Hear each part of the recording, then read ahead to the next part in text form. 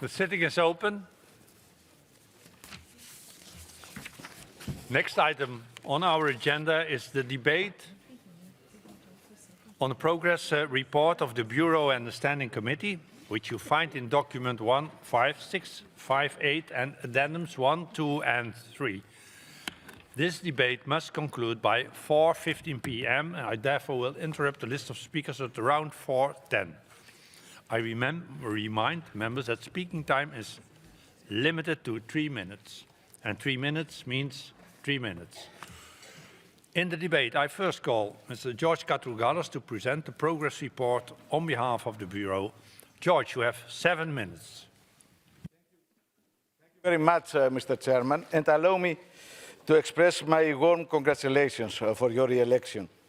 It's going to be difficult to have a second mandate more successful than the first one, but I would like to wish you this too. So, the Bureau appointed me as rapporteur for this report, which covers the period from October practically to this day. It's going to be a very pedantic and futile exercise to refer to all that we have done at the Bureau. So I'm going to stick to the essential.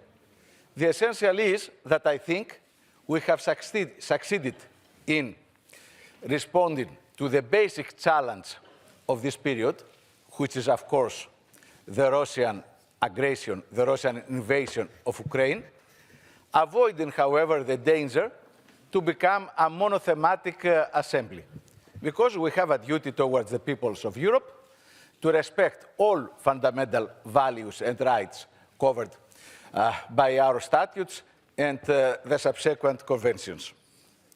And of course, I consider our reaction to the Russian invasion not just as our response based on humanitarian reasons or out of solidarity to a nation state which is a member of our assembly, but also as an act of support to our fundamental values for peace, but also rule of law and justice. In this framework, on October 14, the Bureau approved the urgent procedure debate on, I quote, recent outrageous and inhuman activities of the Russian Federation, which then has been evolved to a report on political consequences of the Russian Federation's aggression against Ukraine. Then, on November, 24th of November, to be more exact, the Bureau decided to hold a debate on escalation in the Russian Federation's war of aggression against Ukraine. And this discussion has later been transformed to a report on the political consequences of the Russian Federation's aggression against Ukraine, and another, that was a report at the Political Affairs Committee, and then another one at the Committee on Legal Affairs regarding the legal and human rights aspects of the Russian Federation aggression against Ukraine. The second, let's say, big decision making of the Bureau was related to the fourth summit of heads of state and government. Exactly as the previous series of discussions, decisions and reports on Ukraine, that of course is a collective act of all the assembly of all of us, but I think the Bureau has been very efficient in handling challenges related to a big event and also trying to synthesize different suggestions and proposals and trying also to make the Assembly at least as relevant as the Committee of Ministers. In addition, as I said before, we tried at the Bureau, as we tried at this Assembly, to avoid the danger of a monothematic institution. So we had a current affairs debate on military hostilities between Azerbaijan and Armenia, a sequel, one could say, of this debate. The current affairs debate is the decision we have just recently taken at the morning to proceed with a debate on the humanitarian corridor there.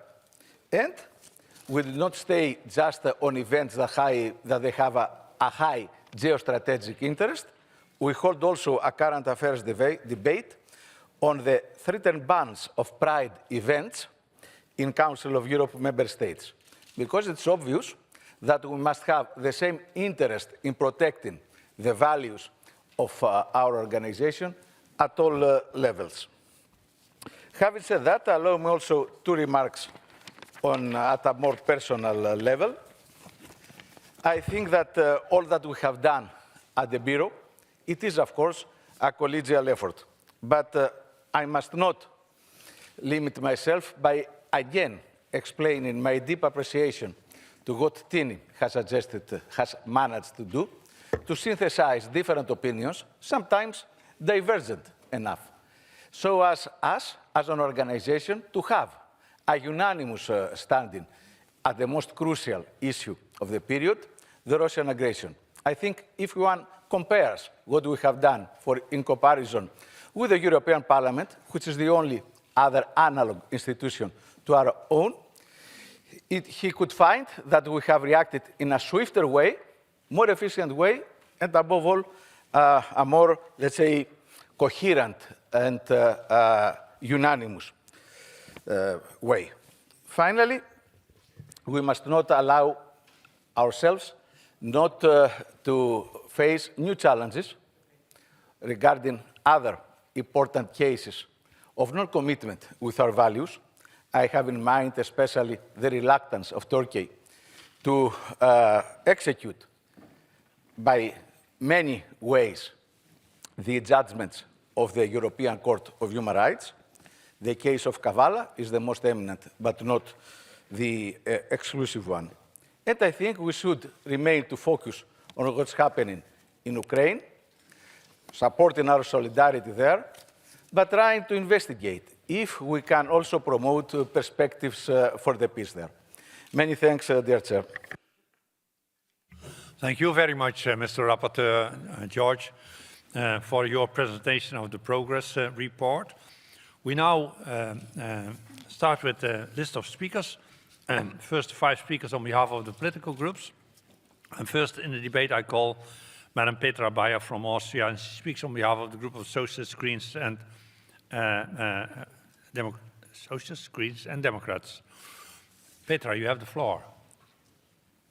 Thank you very much, Tina. Also, congratulations to your re-election. It really makes me happy. And it also makes me happy, and I'm sure you're aware that it is our first meeting where the new requirements, according to a quota, like it is written in our rules of procedure, are in force.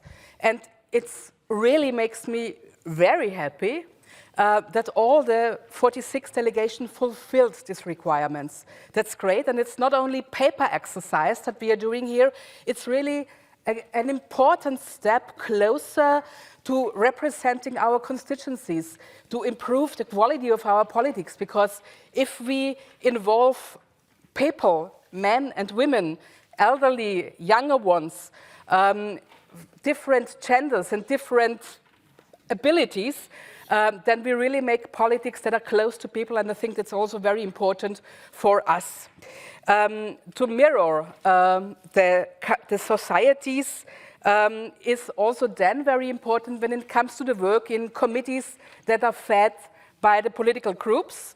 And thanks to all the leaders of the groups who made efforts to reach the goal of at least a third in all these 3 committees, the monitoring, the rules, and the judges committee. I want to remind you that it's really the task and the obligation of every single political group to fulfill these requirements, not only the one of you. So good. If we improve a little bit now, we really scratch the 1/3.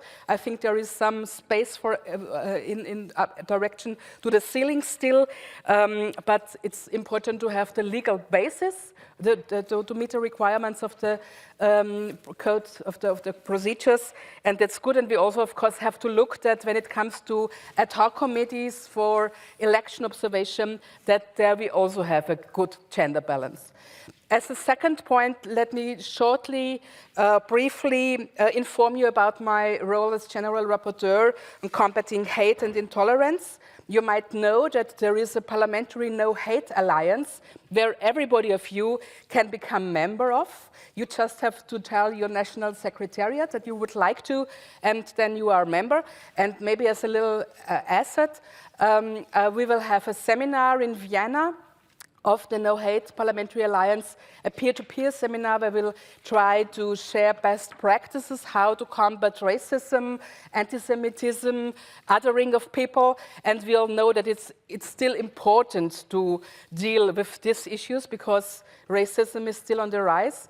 And so I really very much hope to welcome you as a member in the No Hate Parliamentary Assembly and that then maybe also in Vienna this May. Thank you very much. Dank u zeer, Petra. Next in the debate, I call Alexander Pojce from Poland, and he speaks on behalf of the group of the EPP. Alexander, you have the floor. Merci beaucoup, Monsieur le Président. D'abord, je voudrais vous féliciter pour votre réélection.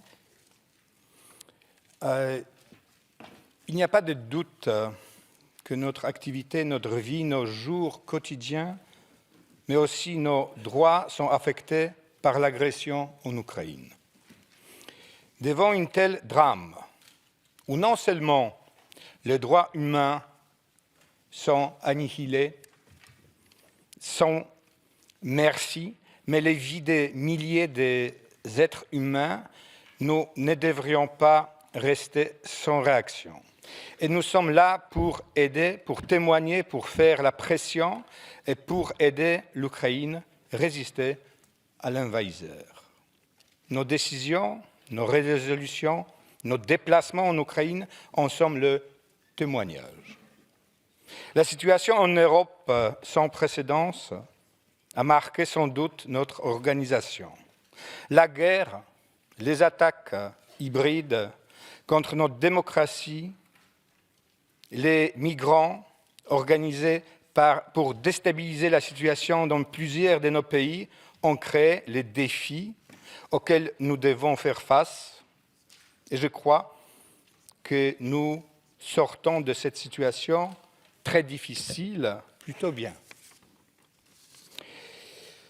Nous voulons répondre à ces défis en organisant le 4e sommet du Conseil de l'Europe qui doit se tenir à Reykjavik.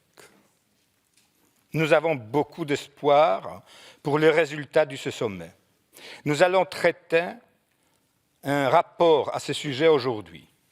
J'espère que notre voix, la voix des parlementaires, émanant par le contenu de ce rapport, va être pris en considération. J'espère aussi que le gouvernement islandais va prendre aussi en considération l'expérience du 3e sommet qui s'est déroulé à Varsovie en 2005, où une vaste participation des représentants de la société civile était largement assurée. Nous ne devons pas non plus oublier la situation au Caucase et aux Balkans, et nous devons veiller à ce que cette situation ne tourne mal. Merci beaucoup. Merci à vous, Alexander. Next in the debate, I call Mr. Julian Bulai from Romania, and Julian speaking on behalf of the ALDE group. Julian, you have the floor. Thank you so much, President, and congratulations for your re-election. And on behalf of the ALDE group, I wish you good luck for the coming year. Dear colleagues, it soon will be an entire year since the war is raging in Europe, the assaulted country being a member of our Assembly. The war in Ukraine keeps making victims. It is still destroying not only the Ukrainian infrastructure and the lives of people, but also the decades-old peaceful development of Europe. This war, as any war, is an insult to humanity, and this reality shapes everything we are doing. On behalf of my group, I would like to underline the key points of the upcoming session. The shadows of destruction and armed conflicts risk spreading well beyond the current borders. activating frozen conflicts under the influence of warmongering from the part of nefarious political actors. We see how the tensions between Armenia and Azerbaijan is rising again, fueled by the same old geopolitical influences, and it is replicating thousands of kilometers away at the Kosovan-Serbian border. The European community, the international community has to continue the efforts in finding lasting solutions for these tensions that are menacing the continental peace. We also need to find ways and means to offer the necessary framework of support for the country most exposed to the risk of an expanding armed conflict, namely the Republic of Moldova. Council of Europe and the European Union should work together in finding the best guarantees for Moldova, its borders and sovereignty to continue its path towards social, economic and democratic development. In order to be a strong hand in protecting democracy and human rights on our continent, Council of Europe needs a deep reflection on its mission, and the Reykjavik summit in May this year will be the starting point of this process. We are looking forward to the debate on the excellent report prepared by our colleague Fiona O'Loughlin. Let me just underline the key areas where ALDE thinks Council of Europe could do more in order to be relevant. The International Tribunal, the new generation of human rights, above all the right to a healthy environment, and the very important proposal of a Commissioner for Democracy. I would very much like to thank our colleague Mr. Cilevic and Mr. Howell, who visited recently Osman Kavala in the Turkish prison, where he spent almost 6 years. European Court of Human Rights system is a very special tool that we have put in place in Europe to have more democratic security and the rule of law. And it is extremely important that all member states abide by these rules. Finally, on behalf of my group, I would like to draw attention of our Assembly to the growing number of political prisoners in Belarus and Russia. Maria Kolesnikova and Ales Belyatsky, Alexei Navalny and Vladimir Kara-Murza, and many, too many prisoners of conscience, fighters for freedom and democracy. We do need to work harder in order to support them and end the persecution that they are subject to. A general rapporteur for political prisoners could be a useful tool to keep this situation high on our agenda. On behalf of the ALDE group, I invite colleagues to support this proposal in the Legal Affairs Committee. Dear colleagues, Council of Europe we should agree at a crossroads in a unique historical moment when it needs and it has to reinvent itself so that it stays true to its mission in a meaningful, not formal way. Thank you. Thank you, Julian. Next in the debate, I call Mr. Zalt Nemeth from Hungary, and he speaks on behalf of the ECDA group. Zalt, you have the floor. Thank you, President. I would like to congratulate to you and to all new office holders of this Assembly. I wish you a successful work to all of you in the coming year. I would like to congratulate also to all national delegations. We had not an easy challenge in front of us. We had to create appropriate gender balance in the organization. 1/3 of all national delegations are now ladies. And we have done it. I was doubtful about our ability to do this, but we have done it, so congratulations to all national delegations who have been able to fulfill this debated target. I do agree with all my colleagues who said that the fourth summit in front of us is a major challenge for the year. And I believe that our preparations for the fourth summit have been extremely important. I would rather say that the Parliamentary Assembly has been the driving force behind this fourth summit. And now, I think in the coming period, in the last phase of the preparations, we will have to make it a success story, and this will be not to a small extent on the shoulders of the Parliamentary Assembly and on us. We shouldn't forget that until now we have done quite a few important steps into this direction. Fiona O'Loughlin had a fantastic work, and congratulations to her. We should all remember that the war was the spark of the whole initiative, and we shouldn't forget that the Russian aggression cannot stay without consequences. Impunity is unacceptable in all ways, and I think our organization has a responsibility and a possibility in this regard. But also, for our organization, it is a unique opportunity to redefine our identity, who we are, why we are, what we do. And in the last 18 years, there was no such a similar opportunity like this fourth summit. And I think all the decided elements, for example, the environmental rights, just to mention one, is showing the right direction. And one other element I would like to mention finally is the cooperation between the Council of Europe and the European Union. We need to create a much closer cooperation if we are thinking about the future of the whole continent. Ladies and gentlemen, we have to make the fourth summit a success. Thank you very much for your attention. Thank you, Zsolt. And now I call on debate Mr. André Hunko from Germany, and André speaks on behalf of the UEL group. André, ja, you have the floor. vielen Dank, Herr Präsident, auch im Namen der Linksfraktion. Herzlichen Glückwunsch zur Wahl.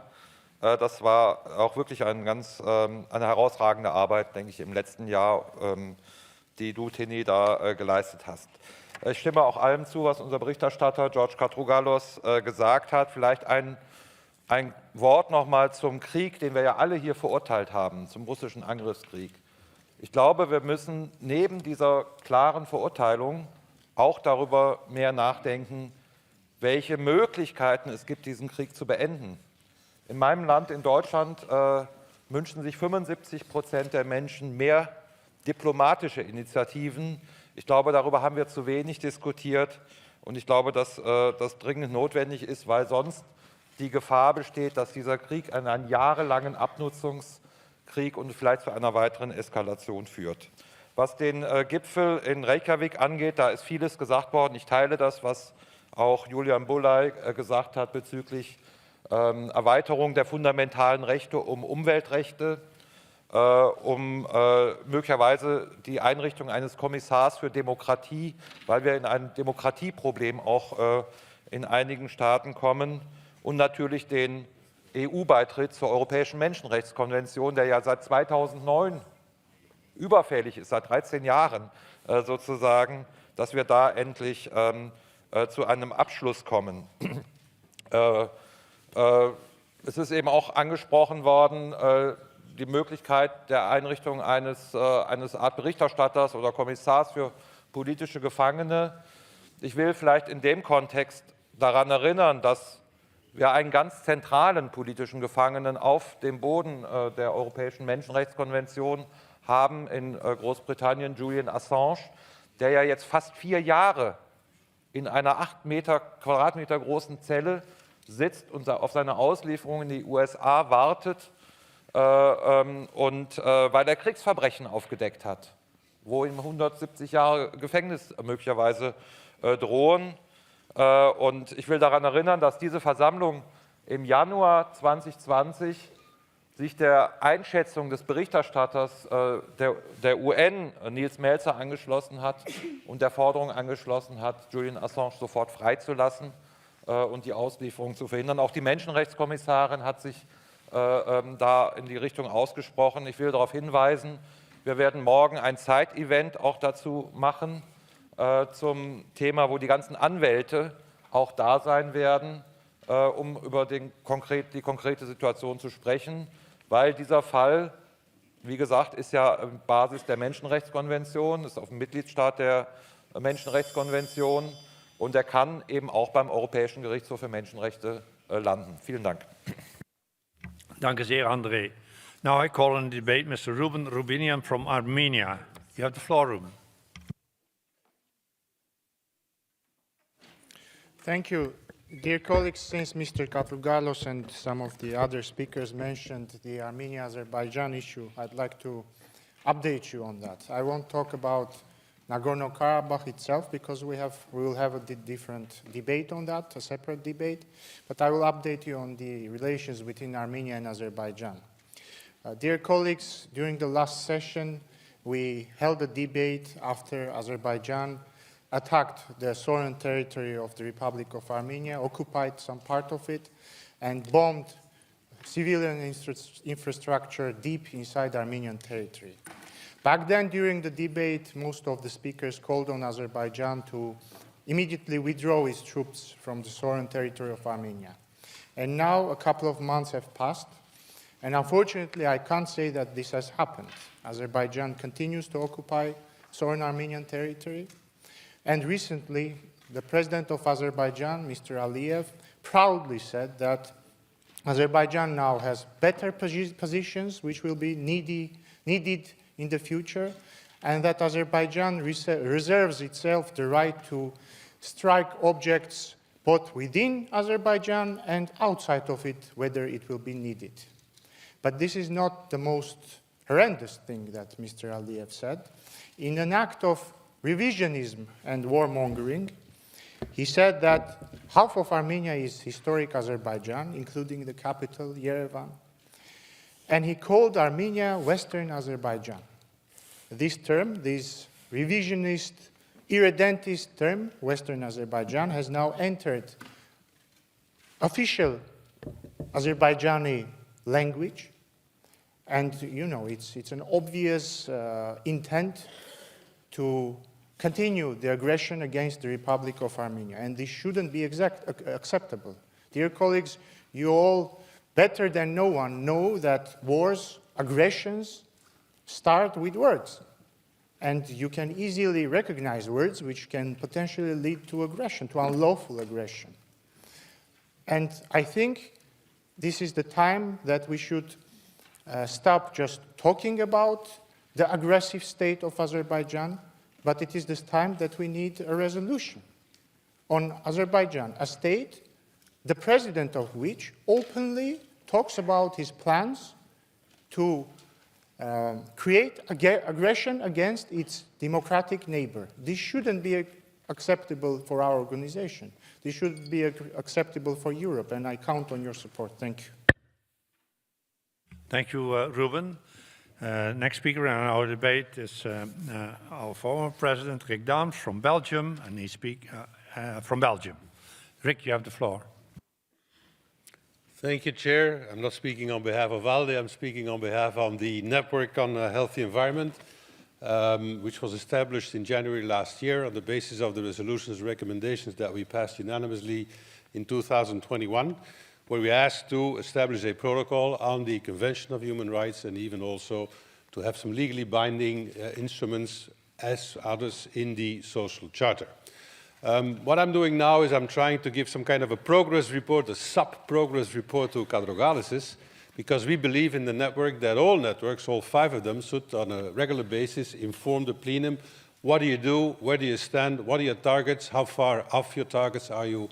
And basically ask for support, but at the same hand, giving way to the fact that a parliamentary network is kind of a special forces unit into national parliaments. This is what we are.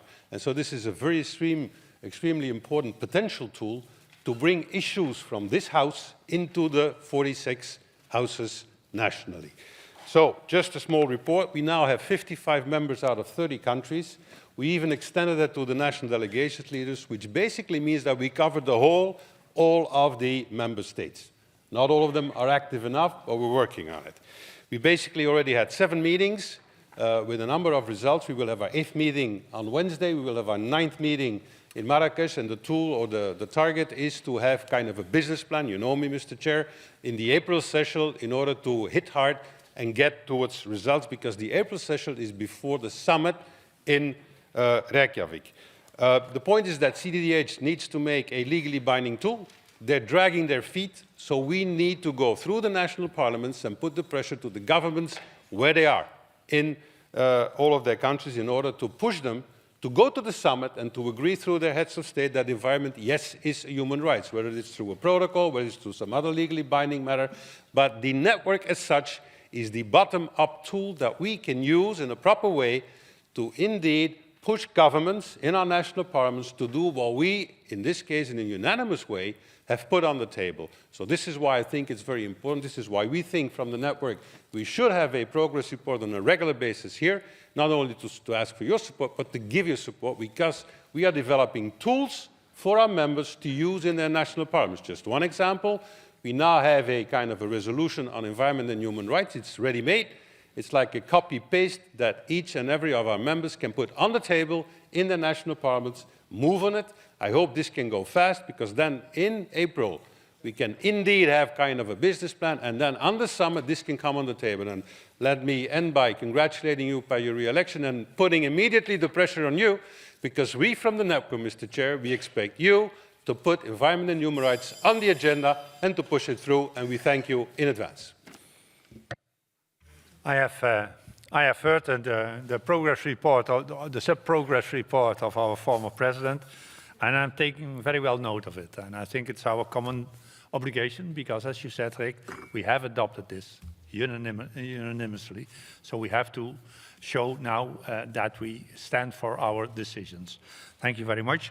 Next in the debate, I call Mr. Samet Seydov from Azerbaijan. Samet, you have the floor. Thank you, Mr. President. Actually, I was going to speak about the forthcoming summit of the member state leaders, but my Armenian colleague pulled me back again to the problem which we have. Unfortunately, information which Mr. Rubinian just gave to our colleagues and friends absolutely out of agenda. 2 years ago, we brought justice to our territory. We liberated our lands from occupation. And I want to remind my respectable colleagues that half of Azerbaijan had been occupied by Armenia. 1 million refugees we had and we still have in Azerbaijan, and they have been waiting their homelands because my territories, which we just recently liberated, completely mined by Armenian military troops, and we are not able to return back. Just recently we lost again Azerbaijanis, and that's why this problem still exists. And on Thursday we are going to organize the side event about this terrible problem in this hemicycle. Please, I invite you all to take part in this side event. Unfortunately, Armenia is not able to understand that 2 years we have done a lot for peace. And in order to disrupt the peaceful negotiations, they just try to mislead international community with so-called blockade of the Lachin corridor, with unwillingness of Azerbaijan, with some terrible things which had happened. Why? Because they're afraid. Afraid of what? They're losing the power. Power, because they promised to their own nation to restore the peace, and they are not able to fulfill their obligation in front of their own nation. They are not able to come together with Azerbaijanis to see it and to discuss the future of the region. And instead of that, they provoke those who are living in Karabakh. And now oligarch from Russia came to power in Karabakh, Mr. Vardanyan, you know very well this guy, the person who has been sanctioned by European Union, Council of Europe, United States of America, and they're afraid of him because this guy is coming to the power, not in Karabakh, no, in Armenia, and that's why they try to disrupt everything. My dear colleagues from Armenia, if you are looking for the peace, if you are thinking about the future of your nation, stop begging to international organizations. Enough. Everybody fed up of your begging. Just together with Azerbaijan, let's start to think about sustainable peace in the region. Thank you very much. Thank you, Samet. Now, the last speaker in the debate will be Mr. Sergei Sobolia from Ukraine. Sergei, you have the floor.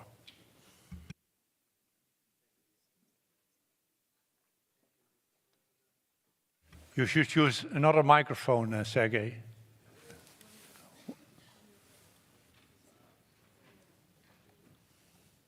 That one.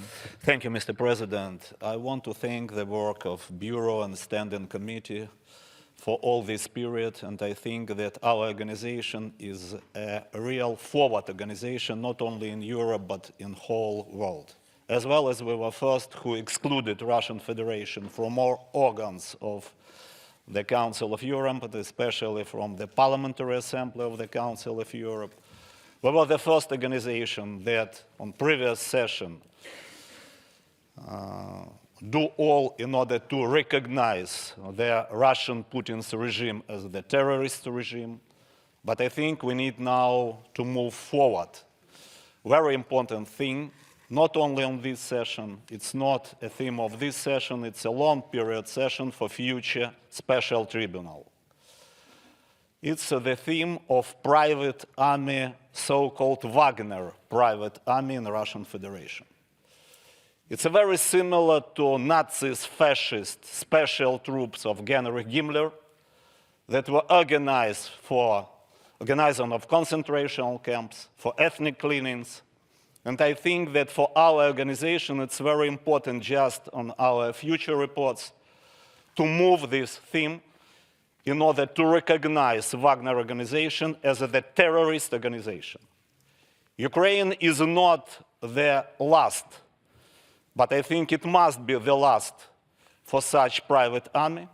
We remember the role of France and the French troops in Central African Republic, where they were excluded by Wagner troops.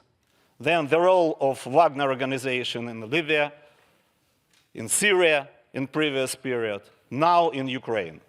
And I think that it's very important to understand that all methods of organizing of concentration camps that were organized by Wagner troops, all their methods that they are doing now in Ukraine, and then where they have an excellent lessons on previous countries, I think it's the main danger now in order to understand that the future of war is now in the most dangerous stage. I think it's very important to understand that in future special tribunal that will be maybe in Nuremberg or maybe in Rublyovskaya Chaussee near Moscow, we need to recognize Putin, Prigozhin, and others from Russian Federation as the main organizers of new fascist regime in the 21st century. Thank you. Thank you, Sergei, and it's good to see you here together with so many colleagues from Ukraine, and stay safe and sound when you return after this week. I must now interrupt the list of speakers. The speeches of members on the speakers list who have been present during the debate but have not been able to speak may be given to the table office for publication in the official report. I remind colleagues that the texts are to be submitted in TypeScript electronically if possible, no later than 4 hours after the list of speakers is interrupted.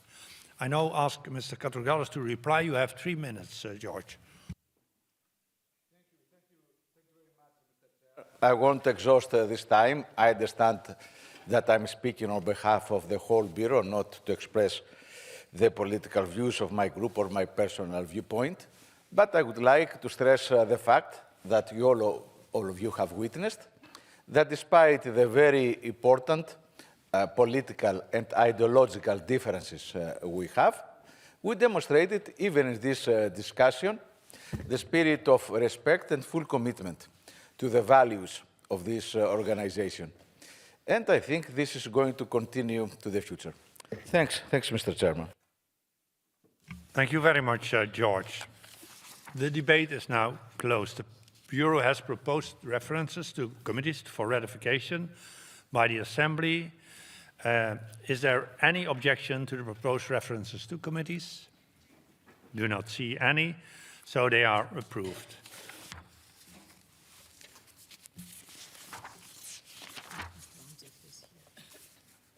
I now propose that the other decisions in the progress report, which you find in document 15658 and addendums 1, 2, and 3, be ratified. Are there any objections? That is not the case. The progress report is approved.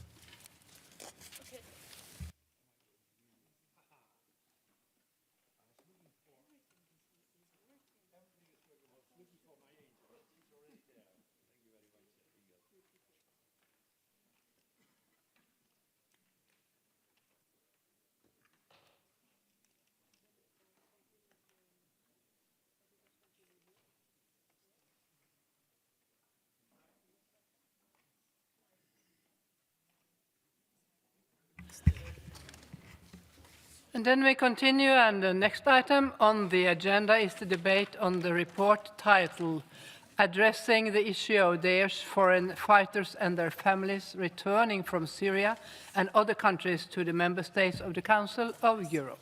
It's document 15591, presented by Mr. Peter Omtzigt on behalf of the Committee on Legal Affairs and Human Rights. We shall now also hear an opinion from Mr. Stefan Schenak on behalf of the Committee on Social Affairs, Health and Sustainable Development. It's document 15672.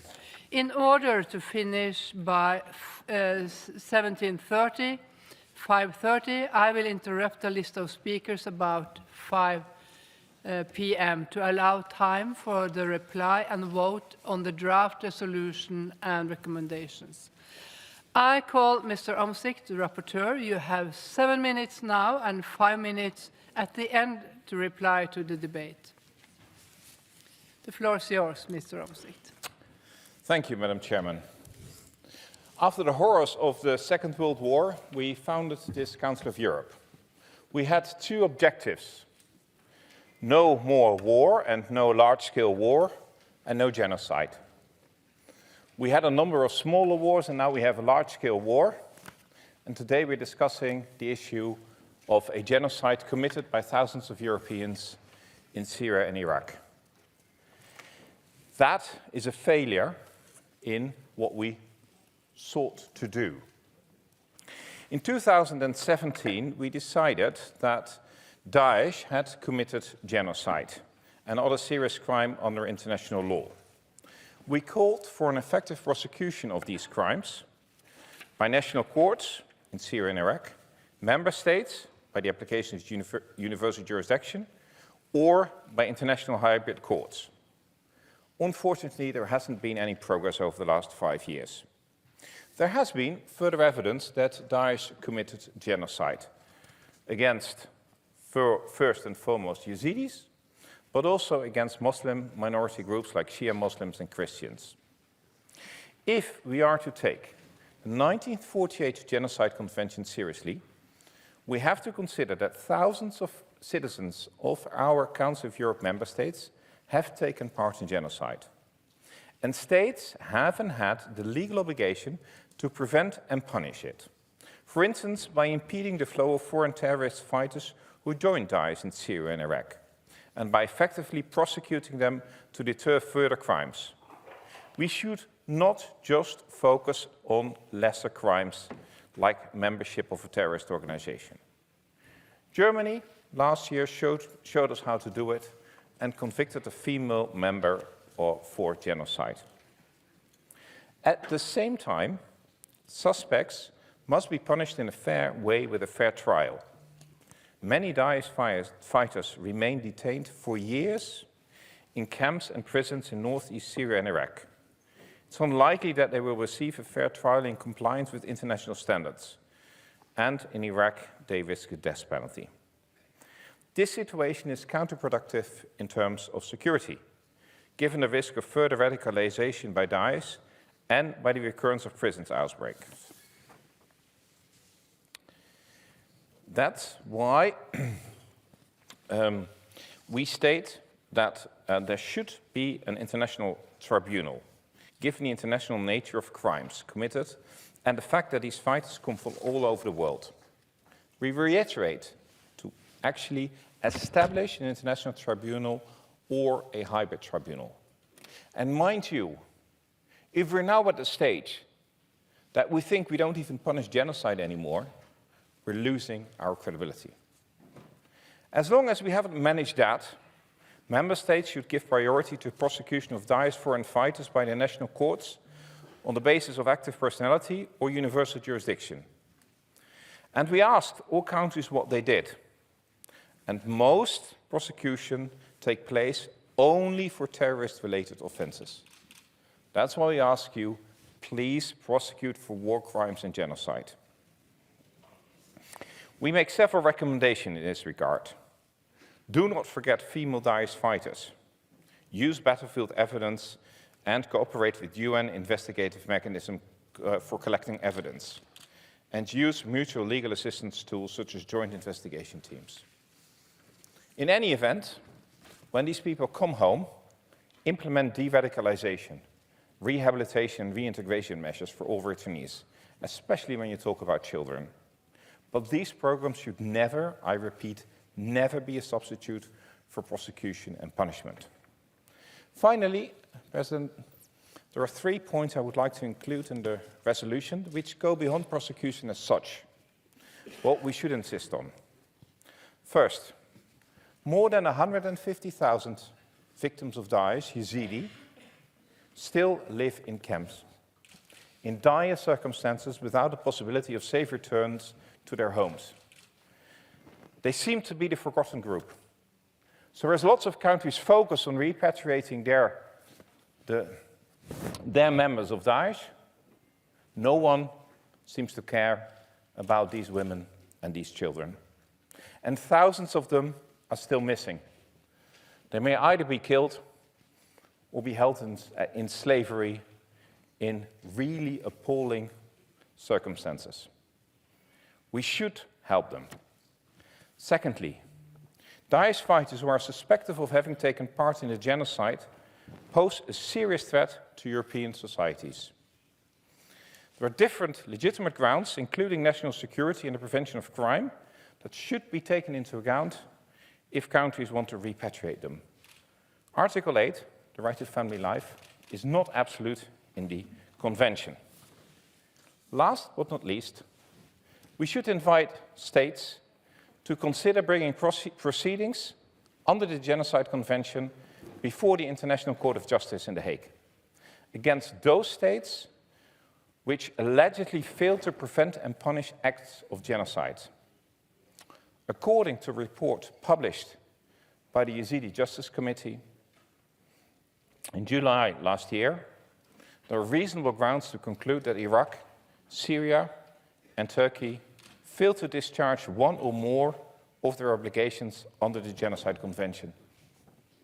I would like to thank my colleagues from the Social Affairs Committee for the suggestions contained in their opinion, and I've sought to accommodate amendments where it is compatible with our committee's main line of reasoning. And I would like to state here that I'm really impressed by the survivors I met over the last 10 years. They've been waiting patiently for 10 years. And they're looking at assemblies like ours, or parliaments like ours, to finally start doing some form of justice for what happened to their families. And if you want to, you can look at a few of the films which were put and sent to you before this meeting. Thank you. Thank you, Mr. Omtzigt. You have now 3 minutes to the end to reply to the debate. I now call Mr. Schenak, Rapporteur of the Committee on Social Affairs, Health and Sustainable Development, to present the committee's opinion. It's document 15672, and you have 3 minutes, Mr. Schenak. Thank you, Madam Chair.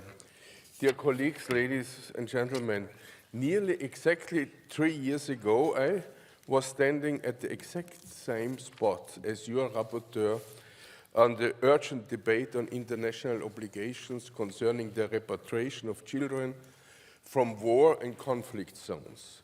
3 years later, we are discussing once more the fate of thousands of children still stranded in horrible, inhumane conditions in squalid camps in Syria and Iraq. According to Human Rights Watch, nearly 43,000 men, women, and children of foreign origin linked to Daesh are still detained in Syria alone. What was changed in the last 3 years? On the positive side, and I'm really thankful about that, several European countries have made great efforts and have managed to repatriate their national children, often together with their mothers as primary caregivers. Many other children remain in this camp, and sadly, that a lot of children have died in those camps. Children should primarily be regarded as victims and should be blamed for the crime of their parents. There is not one child in the world who is responsible for their parents and the situation when they got life. At last in my Muttersprache. Ich bin kein Jurist. Ich brauche auch kein Jurist zu sein, um für Menschenrechte und Kinderrechte einzustehen. Aber ich glaube, es ist ganz, ganz wichtig, dass unsere Versammlung weder Rachegedanken noch juristische Spitzfindigkeit verliert. Kinder dürfen nicht für ihre Verbrechen der Eltern bestraft werden. Ich freue mich, dass Herr Omzig und ich heute Morgen einen Kompromiss gefunden haben, was die Abänderungsanträge geht. Wir sind beide nicht vollkommen glücklich. Das ist der Charakter eines Kompromisses. Aber ich bitte Sie, das Kompromissamendment Nummer 13 auch in der Weise zu unterstützen. Es geht, denn für die Kinder sollte nach 3 Jahren der Hölle genug sein. Und es ist noch einmal Zeit zu unterstreichen, holen wir die Kinder zurück. Danke.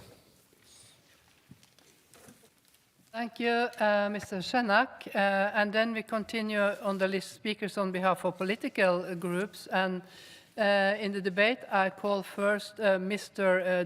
Ivo Davor Stier from Croatia and representing EPP Group. Davor, the floor is yours. Thank you. Thank you, Madam Chair. And let me also thank Peter Omtzig for this report, as well as Stefan Schenner for preparing the opinion. As explained in the report, there is conclusive evidence that Daesh has committed genocidal acts against the Yazidis, as well as against Christians and non-Sunni Muslim minorities. This evidence has been collected and reported by the UN Commission of Inquiry on Syria, as well as the UN investigative team to promote accountability for crimes committed by Daesh. As the rapporteur has said, the Council of Europe was founded after the terrible experience of World War II with the aim to prevent future wars, war crimes, crimes against humanity, and genocide.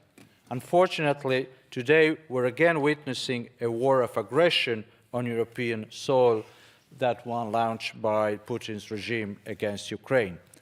This can only remind us of the original purpose of our organization and the obligation of our member states, and as Peter Omtzig rightly does in his report, by insisting on the prosecution of suspected Daesh fighters. In this sense, the European People's Party supports the recommendation to encourage all member states to participate in setting up a special international tribunal or a hybrid tribunal with jurisdiction over international crimes committed by Daesh foreign fighters. And pending the setting up of such a tribunal, to give priority to the prosecution by national courts, prioritizing, where possible, cumulative prosecution of Daesh foreign fighters for both terrorism-related offenses and international crimes as genocide, crimes against humanity, and war crimes. At the same time, we also stress the importance of designing and implementing rehabilitation and reintegration strategies for returning Daesh fighters and their families. And with regards to foreign fighters' children, the best interest of the child should always be the guiding principle. Finally, let us not forget that at the center of all our efforts should be always the victims of Daesh in this case. And therefore, it's essential to support the Iraqi authorities, the UN and other organizations in locating the missing Daesh victims and ensuring the safe and voluntary return of survivors to their areas of origin. Once again, let me use this last seconds to thank Peter Omtzigt for his report. Thank you. Thank you, Mr. Davor. And the next speaker is Mr. Rick Dames on behalf of ALDE and from Belgium. The floor is yours. Thank you, Madam Chair. Our group has had a profound discussion regarding the prosecution of Daesh foreign fighters from Syria. Our group supports the establishment of a special international tribunal or hybrid tribunal with jurisdiction over international crimes committed by Daesh foreign fighters. Now, the report insists that a trial at home is essential because their prosecution in Syria or Iraq is currently not an adequate and human rights compliant solution, and there is a risk of further radicalization by Daesh in camps and the resurrection or the recurrence of prison breakouts, which may lead to an increase in the number of foreign fighters returning to Europe. The report points out that in some countries the public prosecutor insists on having trial in the country of origin. This would ensure, so they say, that they are effectively prosecuted and that there is a real follow-up during and after their detention. Part of our group is of a different opinion, part of our group is of this opinion. So those who are of a different opinion feel that the report puts too much emphasis on the priority that should be given to the prosecution by the respective national courts of suspected Daesh fighters. Amongst other things, trial at home, so is their opinion, poses serious problems regarding the gathering of proof of the heinous crimes they committed and therefore influences the charges and influences a far too low potential sentence. Thus, one should not dismiss the establishment of hybrid tribunals within their national courts with assistance from international experts on the grounds that the Iraqi or Syrian authorities are not giving enough support. These two positions are not reconcilable. It's as simple as that. Another element we wish to, as a group, put forward is the fact that regarding the implementation and rehabilitation and reintegration strategies for all returning Daesh foreign fighters and their families, we insist that the focus should first and foremost be on the interest of the child, and not, as it is currently the case, the parents. The rights of the child prevail on other rights. We insist that our Assembly has a moral duty to ensure that innocent children do not pay to their parents' crimes. The proposed amendment, I believe there is a compromise, probably will be supported by all of our group. Finally, there is a problem of fighters that have a double nationality. Also, this gives little redemption towards the crimes committed against Yazidis, Christian and non-Sunni Muslim minorities. Many of these acts, such as enslavement, sexual slavery, rape, imprisonment, torture and murder, also amounted to war crimes and crimes against humanity, and we feel that this should be more explicitly in the report. As a result of these different opinions, we do congratulate the rapporteur on the report because it is an important one, but our members will vote accordingly to their opinion concerning the report. Thank you. Thank you, Mr. Dames. Now I call, but I do not see her on the place 208, Mrs. Olena Komenko from European Conservatives. She is in the plenary. No, I do not see. Then we go to Mr. Emmanuel Fernandez, United Left from France. The floor is yours.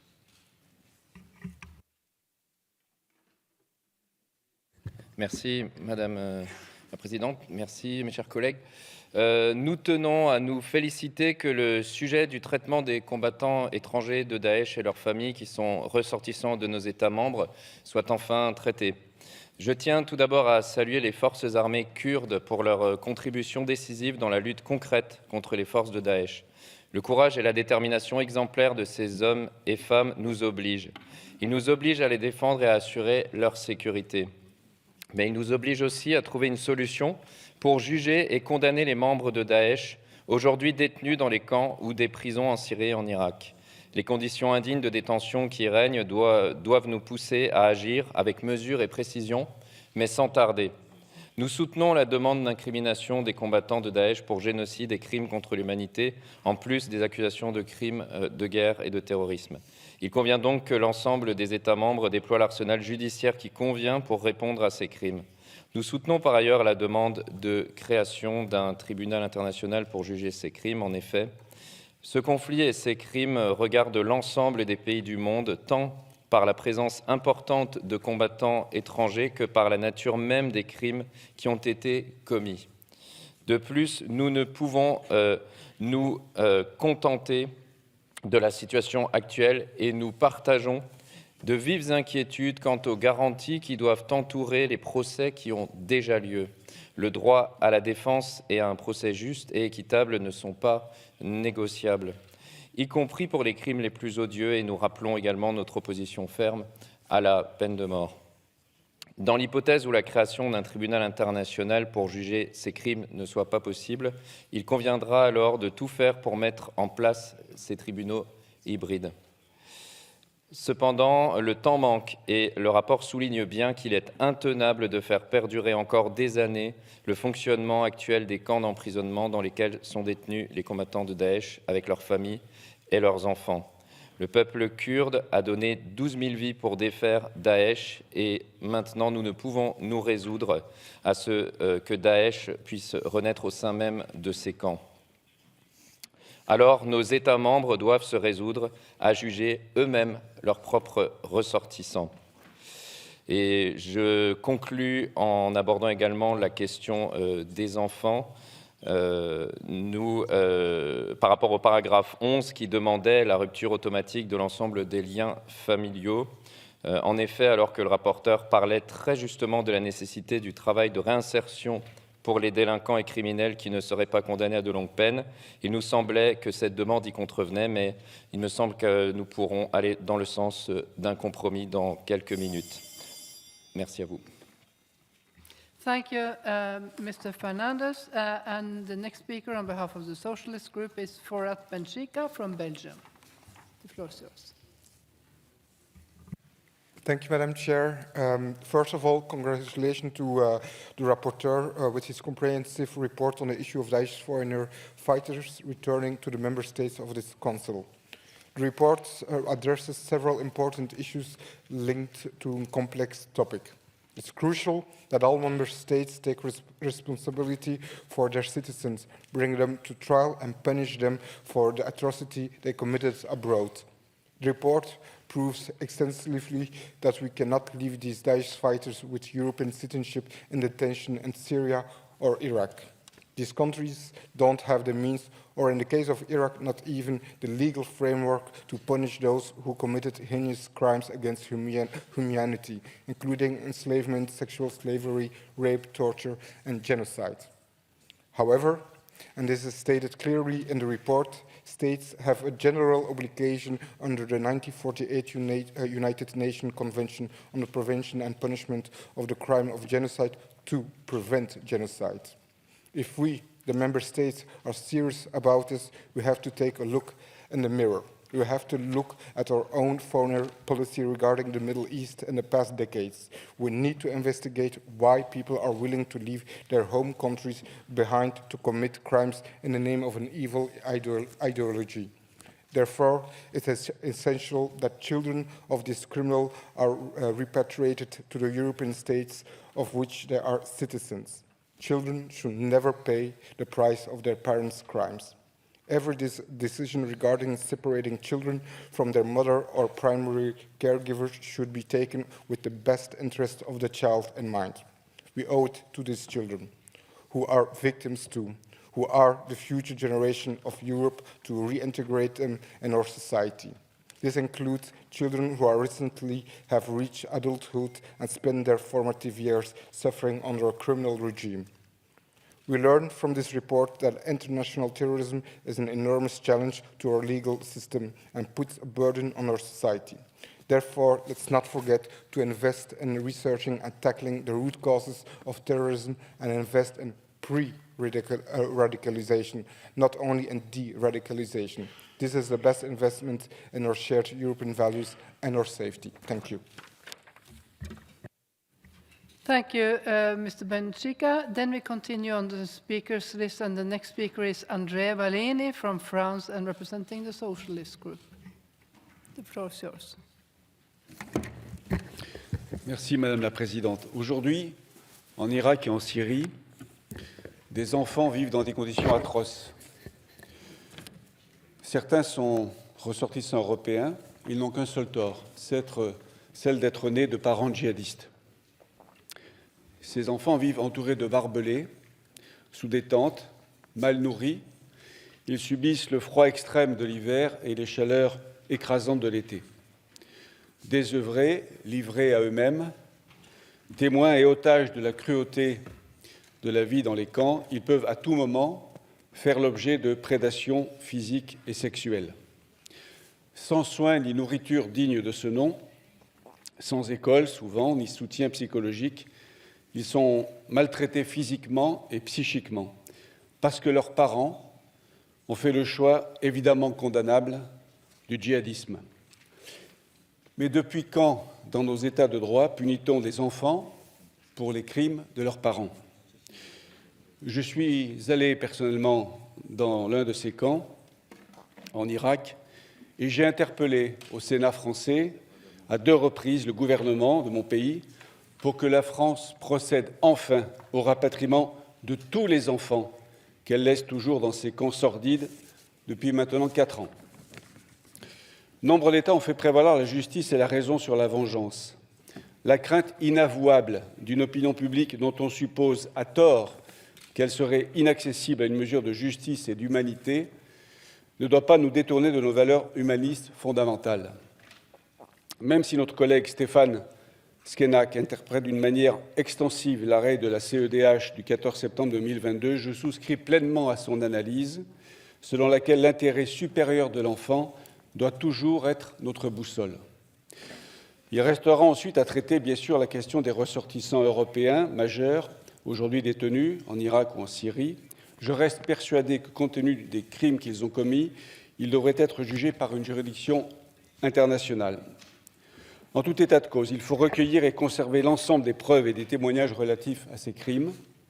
En 2021, la France et la Suède ont mis sur pied une équipe commune d'enquête en appui des procédures relatives aux principaux crimes internationaux commis par des combattants terroristes étrangers, notamment contre la population yézidi en Syrie et en Irak.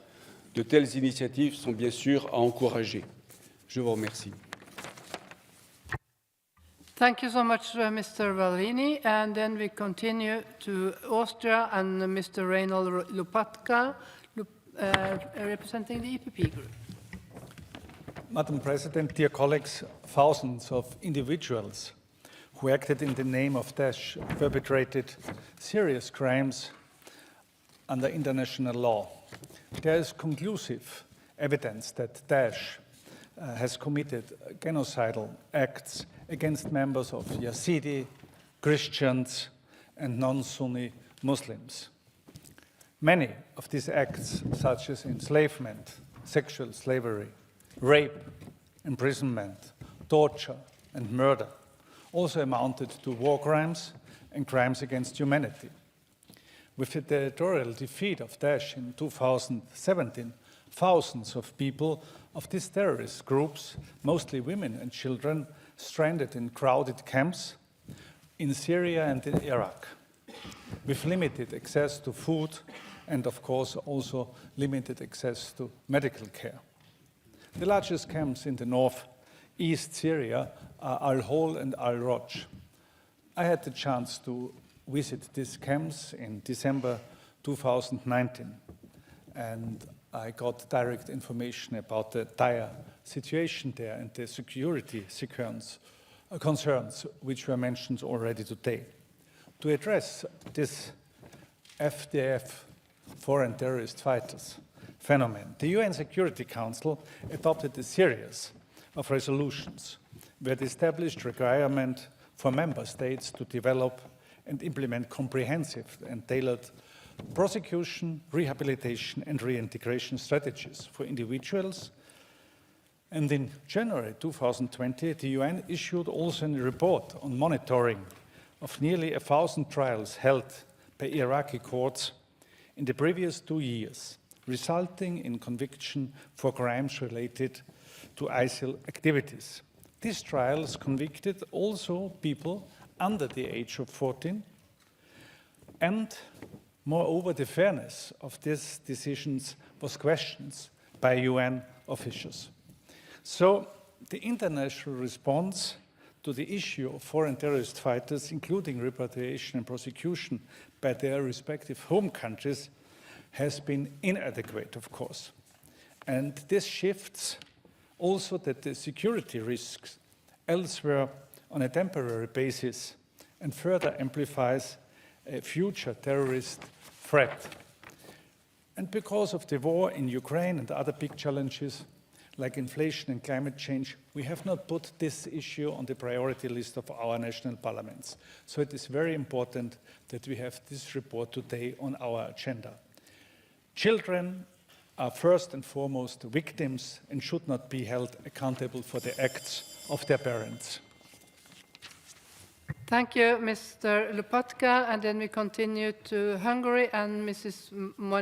Monika Bartos from the European Conservatives. The floor is yours.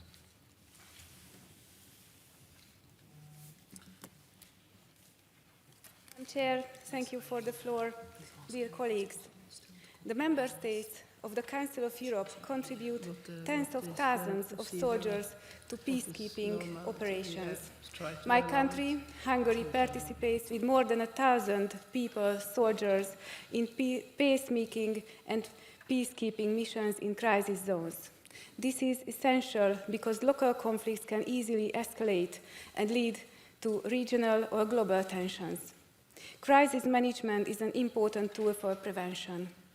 But the prevention of terrorism and violent extremism requires a holistic approach, combining military operations and other related counter-terrorism activities, such as border controls and the fight against terrorist propaganda and funding, with a strong emphasis on providing humanitarian assistance.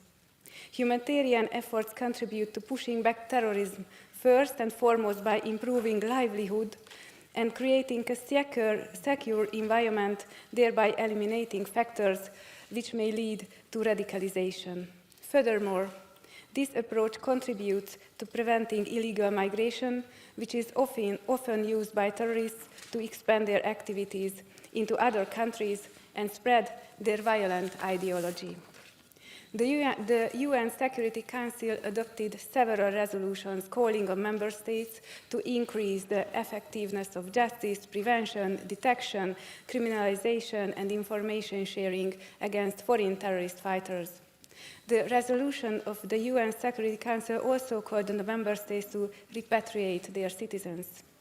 At the same time, it is important to state that foreign terrorist fighters are persons who travel to conflict zones to carry out terrorist acts. Returning foreign terrorist fighters pose a significant threat to peace and security of the country of origin, as the risk of these fighters committing terrorist acts again remain high.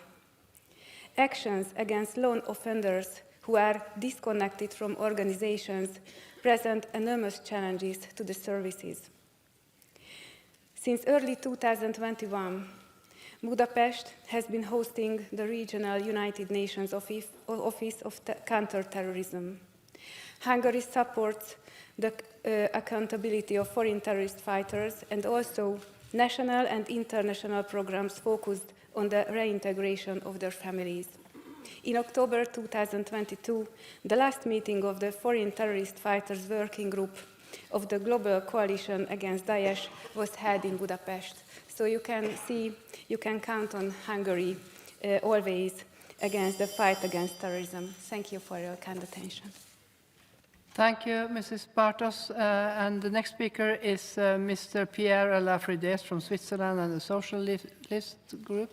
And after him, I allow the speaker on behalf of the European Conservatives, Olena Komenko, to take the floor. But first, it's Mr. Frides. The floor is yours. Merci, Madame la Présidente. On oublie vite dans notre monde qui devient un peu fou, et les horreurs qui se succèdent ont au fait de faire oublier, d'éclipser les horreurs précédentes. Et aujourd'hui, la guerre en Ukraine, avec les crimes odieux perpétrés par les forces russes et la milice Wagner, ont remplacé dans notre esprit les images effroyables qui faisaient le quotidien du temps de la toute-puissance de Daesh et de l'État islamique, voilà moins d'une dizaine d'années.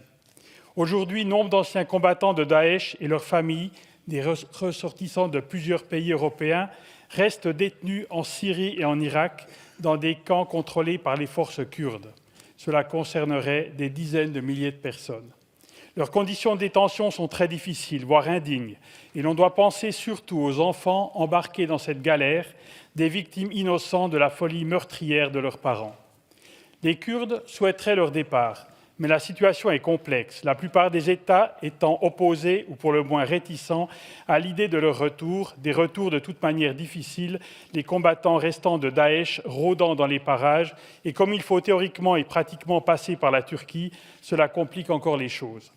La question du retour, en termes humanitaires, concerne en tout premier lieu les enfants et leurs mères dans nombre de cas, et nos différents pays n'en font pas assez à ce sujet. Pour preuve, ce samedi 21 janvier, j'ai vu et entendu sur France 24 que la France faisait l'objet de critiques de la part du Comité des Nations Unies sur la torture, car le pays ne prendrait pas les mesures nécessaires pour éviter des traitements inhumains et dégradants, je cite. En septembre dernier, c'est la CEDH qui avait critiqué la France pour son inaction dans ce dossier et le fait de ne pas étudier en profondeur les demandes de rapatriement. Je parle de la France juste à titre d'exemple. Mais plein d'autres pays ont la même attitude et mon pays, la Suisse, ne fait pas exception. Le sujet est délicat, mais ce qui est certain, c'est que le statu quo n'est pas la solution. La situation politique là-bas reste instable. Les Kurdes sont la cible des États qui les entourent et ce qui reste de Daesh attaque régulièrement les lieux de détention pour libérer leurs adeptes et renforcer à nouveau leurs forces militaires. Des évasions sont possibles avec le risque de voir revenir chez nous des loups solitaires susceptibles de perpétrer de nouveaux attentats. Ces camps sont un lieu rêvé pour la radicalisation. Pensons aux enfants dans ce contexte. Pour les djihadistes européens qui sont ou seront jugés par les autorités locales, ce qui n'est pas, semble-t-il, la règle, la peine de mort est souvent prononcée. Cela contrevient à nos valeurs fondamentales. Il est certain que ces djihadistes doivent être jugés pour leurs crimes horribles. Crimes contre l'humanité, meurtres, décapitations, génocide contre les Yazidis, viols, asservissements. Mais ils doivent être jugés selon les règles du droit. L'idée d'un tribunal international est une proposition, mais les pays d'origine des djihadistes pourraient et devraient idéalement s'en charger. Les combattants de Daesh représentent l'horreur absolue, mais même face à leurs terribles exactions, il est essentiel que nos différentes démocraties appliquent à leurs ressortissants les règles exigeantes de l'état de droit. Thank you, Mr. Frides. And then we go to the speaker on behalf of political groups, the European Conservatives, Oleana Gomenko from Ukraine. Dear Mr. Rapporteur, dear members of the Assembly, on behalf of the European Conservative and Democratic Alliance Group, I would like to raise 2 points around bringing justice back. First is about the model to administer justice against Daesh foreign fighters. Struggle to decide on it erode trust to international cooperation efforts. I believe we have to narrow down our options towards international tribunal, leaving the options of the United Nations or the Common European Union with Council of Europe umbrella.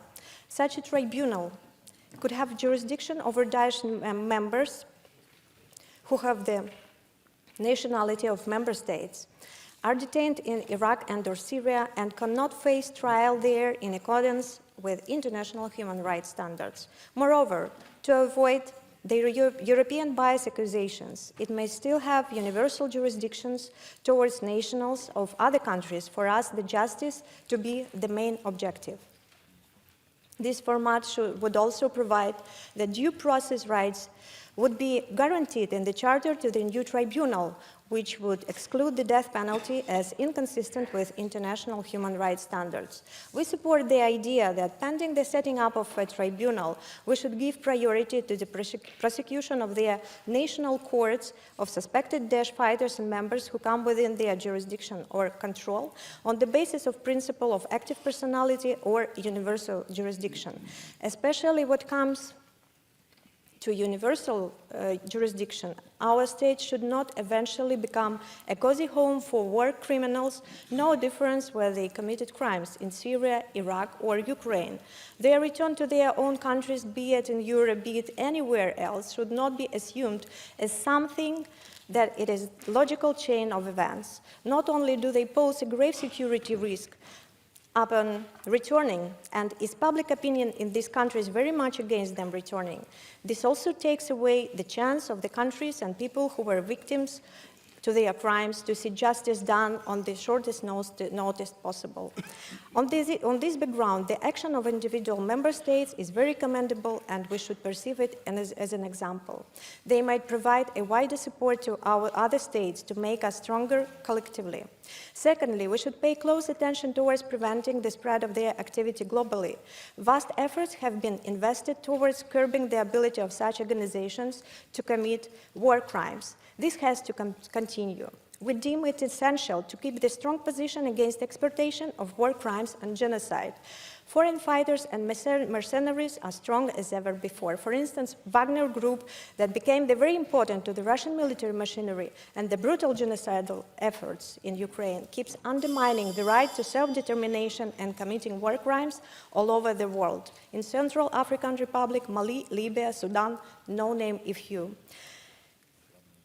If we could not prevent war criminals and genocide, then we must at least punish it. Unfortunately, justice is not inevitable. We are here to prove we care. Thank you. Thank you, Mrs. Komenko. And then we continue to Mrs. Boriana Åberg from Sweden and the EPP Group. Colleagues, I'd like to thank Mr. Omsik for the excellent report. It clearly illustrates the importance of punishing the Daesh perpetrators for the abhorrent crimes they have committed: genocide, enslavement, murder, torture, rape, and sexual slavery of women and children. The report also shows the difficulties in prosecution of the committed crimes due to a lack of the necessary structures needed for an international court process. The situation seems insolvable, and there truly is not a silver bullet. To send these perpetrators to the European countries in which they have citizenship is not without complications. Some countries completely lack adequate legislation, and pursuing legal proceedings for gross violation of international law which have occurred in a different country is difficult, not the least for the victims and witnesses who lack the possibility to appear in court. In Sweden, preliminary investigations of Daesh women for crimes against humanity and war crimes have been dropped due to difficulties with the evidence.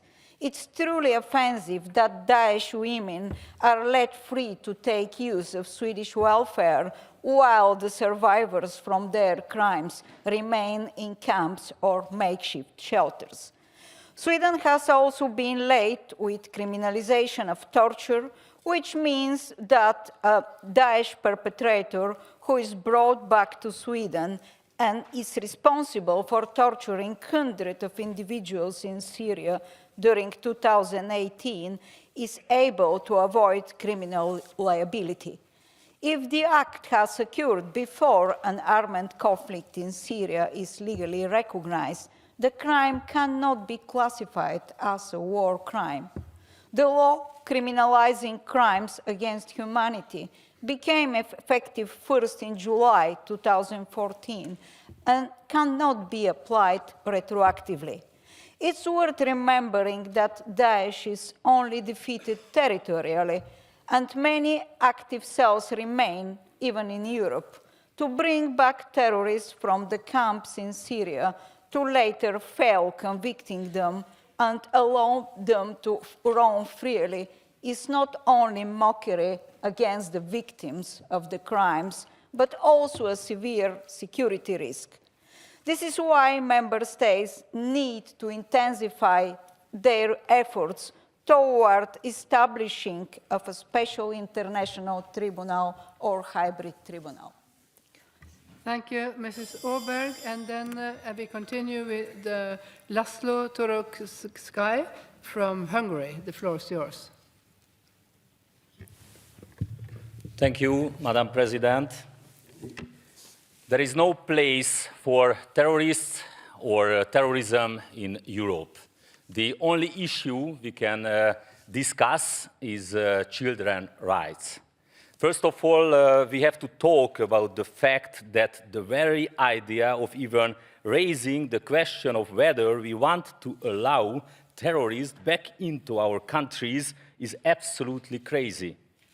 Secondly, we need to talk about the fact that European countries, especially the left liberal politicians, are defending real terrorists and terrorist organizations, while at the same time they are easily labeling those who have nothing to do with terrorism with all kinds of offensive remarks. In this building, in this hemicycle, at the Parliamentary Assembly of the Council of Europe, Mr. Paul Gavin did the same. He called my speech, in which I also spoke about the rights of tax-paying, law-abiding Europeans in relation to migration, a hate speech.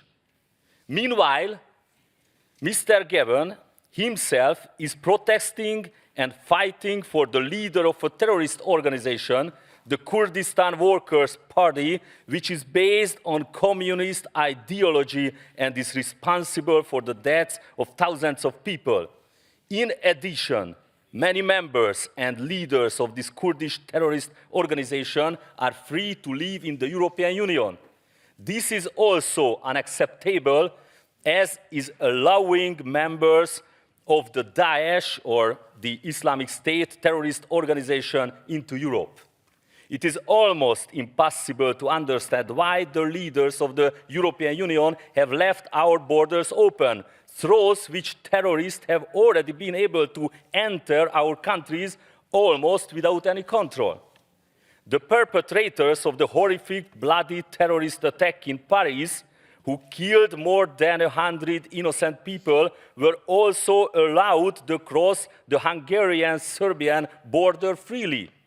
In 2015, members of the field police under my command captured a terrorist near the Hungarian-Serbian border, who later committed a terrorist attack in Würzburg, Germany, on the 18th of July in 2016. Because we were forced by European law to allow this terrorist to continue his journey. This is madness. This policy must end. Terrorists must not be allowed into Europe, either at border crossings with passports or illegally through open borders. So once again, the only issue we can discuss is children's rights. Thank you very much. Thank you, Mr. Taraksky. And then we continue with Lord Leslie Griffiths from the United Kingdom and the Socialist Group. The floor is yours. Madam Chair and colleagues, I have listened to the debate very intently and have been alarmed by the repeated descriptions of the camps in which tens of thousands of people are simply left basically to rot. If we could think that Guantanamo was itself a denial of human rights, then it's not far removed from that to ask the same question about people who, without hope, without horizons, without perspectives, must face the rest of their lives, it seems, to being in these camps with the dreadful conditions that have been so well described by a number of people. It's obvious that something's got to be done. I don't want terrorists shipped into Europe, like the previous speaker mentioned, but I do want justice to be done. Now, even the Yazidis, against whom the most awful crimes have been committed, recognizing that an international tribunal will not be set up between now and tomorrow, are calling for the repatriation of the people who are in those camps, in order not that they roam freely anywhere, but that they face judgment in their country of origin. The United Kingdom has removed the citizenship of over 200 people in this category. I don't know what statelessness amounts to in the eyes and the hearts of a body like this.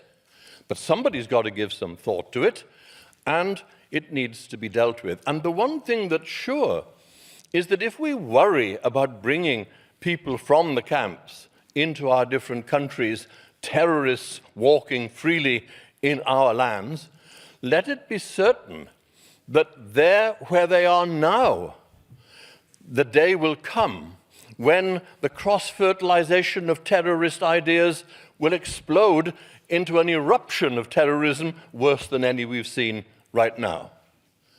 So I'm very concerned that we have fine speeches made in this hemicycle, that we see an objective that we'd all like, but the practical steps to realize it seem so elusive and difficult to discover and define.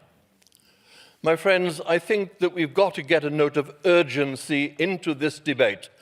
Surely not another 10 years are going to pass where we're asking the same questions and describing the same conditions in those dreadful camps.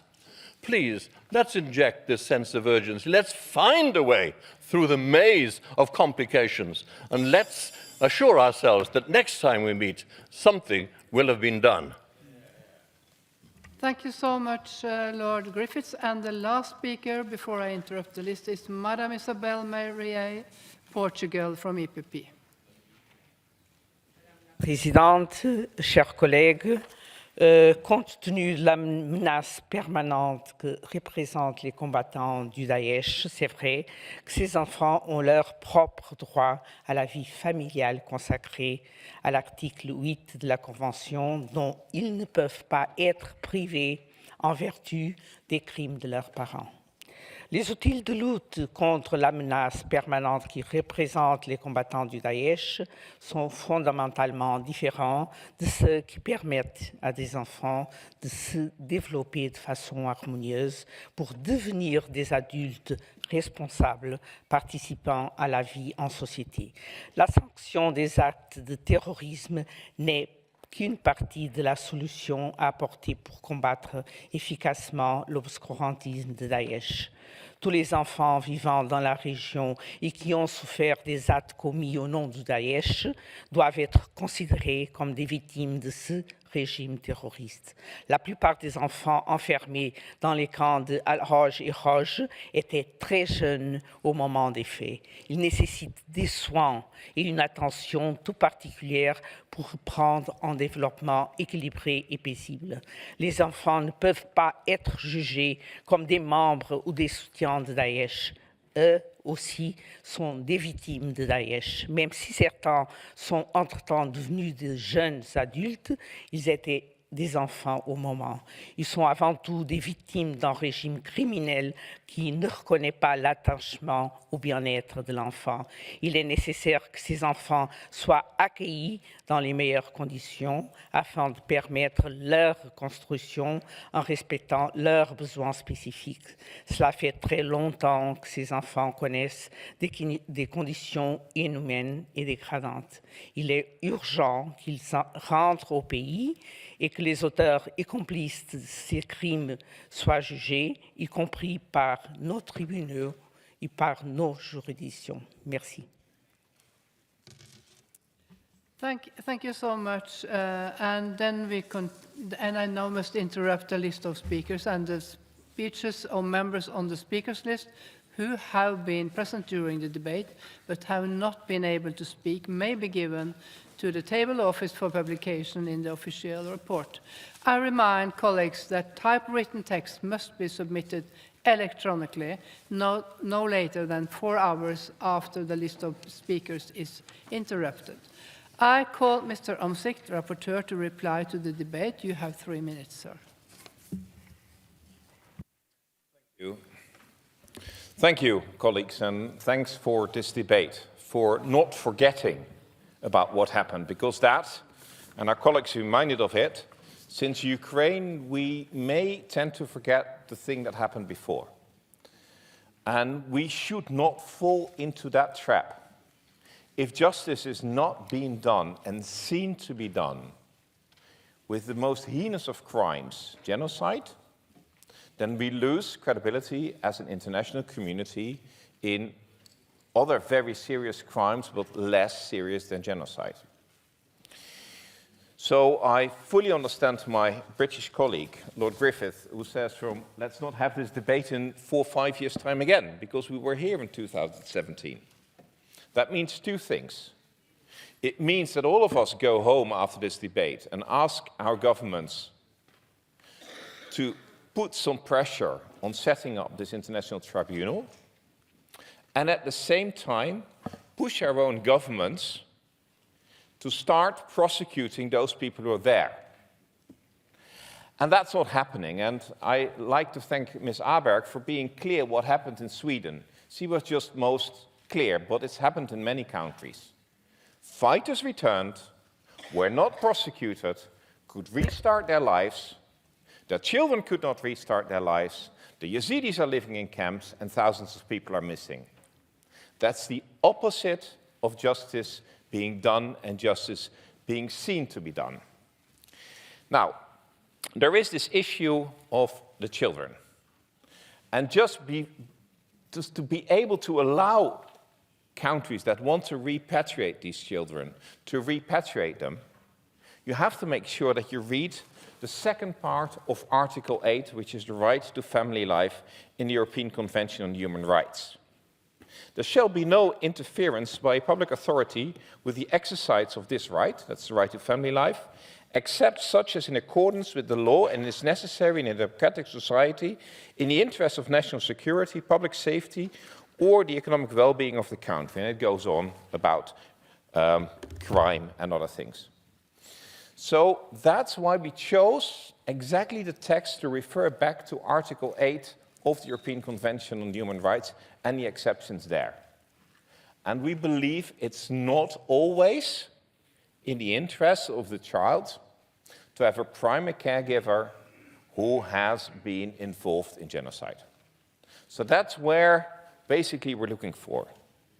But let's take it on ourselves. If we only talk about it over here, we fail. And then we talk about it again in 5 years' time. So it's now up to us to make sure our own countries start doing it. Thank you very much. Thank you, Mr. Omtzigt. Does the chairperson of the committee, Mr. Damien Cotier, wish to speak? You have 3 minutes, sir. Yes, thank you, Madam President. Dear colleagues, this report is based on a motion for a resolution tabled back in 2019. It deals with a very complex issue indeed, which raises serious security and humanitarian concerns for European states whose nationals traveled to Syria and to Iraq to join Daesh. We have seen that some of these states have repatriated nationals with their families from camps in the northeast of Syria. Other states are more reluctant to do so. The European Court of Human Rights delivered an important judgment on this topic last autumn. The Committee on Legal Affairs and Human Rights adopted the report unanimously last June, following a questionnaire sent to national parliaments and 2 hearings held with experts, including NGOs representing Yazidi victims of Daesh. The committee had a meeting this afternoon and supported actually the compromise, we will look at that later, that was found when it regards the amendments proposed by the Committee on Social Affairs.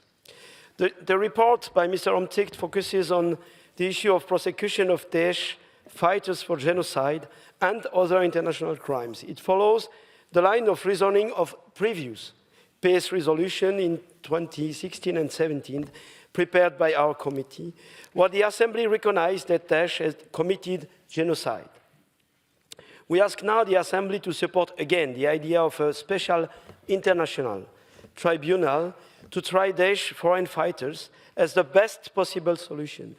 In the meantime, the committee expresses the opinion that member states should prosecute their own nationals or other Daesh fighters who come within their jurisdiction, not only for terrorism, but more importantly, for genocide and other serious international crimes committed in Syria and in Iraq. I know that some of you and some of the countries represented here are reluctant to do so, also fearing that the indictment would be too low in regard with the crimes depending on the national legislation. This is why it is so important to look at the idea of an international court and also to look at the crime of genocide or other important international crimes committed in this context. Of course, the question of security of our citizens is of utmost importance, and has to be fully taken into consideration, which the rapporteur correctly and exactly says in paragraph 10 of the resolution.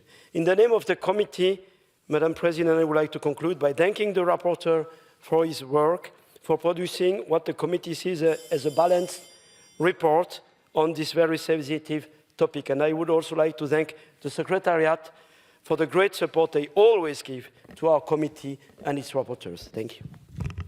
Thank you. Good words. And thank you, Mr. Cotier. And the debate is closed. The Committee on Legal Affairs and Human Rights has presented a draft resolution, it's document 15591, to which 10 amendments have been tabled and a draft recommendation to which 3 amendments have been tabled. Amendment will be taken in the order in which they appear in the compendium. I remind you that speeches on amendments are limited to 30 seconds. We will start with consideration of the draft resolution and will then consider the draft recommendation. I understand that the chairpersons of the Committee on Legal Affairs and Human Rights wishes to propose to the Assembly that Amendment 13, 3, 5 and 9, which were unanimously approved by the committee, are unanimously accepted. However, 13 and 9 have consequently implications and will be discussed in the order in which they were laid. The chairperson wishes to propose to the Assembly that Amendment 3 and 5 to the draft resolution, which were unanimously approved by the committee, should be declared as agreed by the Assembly. Is it so, Mr. Cotier? I can confirm, Madam President. Yes, it is. Does anyone object? If so, please ask for the floor by raising your hand. I can see none. As there is no objection, I declare that the Amendment 3 and 5 to the draft resolution has been agreed. There is an objection, so the amendments will be taken in the order as on the compendium. Any amendment which has been rejected by the committee sized for report by a 2/3 majority of the votes cast shall not be put to the vote in plenary and shall be declared as definitively rejected unless 10 or more members of the Assembly object.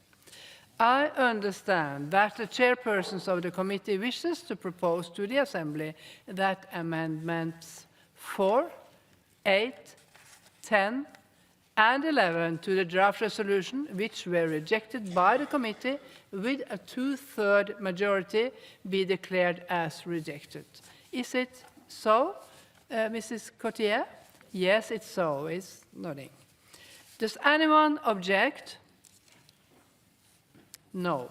As there is no objection, I declare that amendments 4, 8, 10, and 11 to the draft resolution are rejected.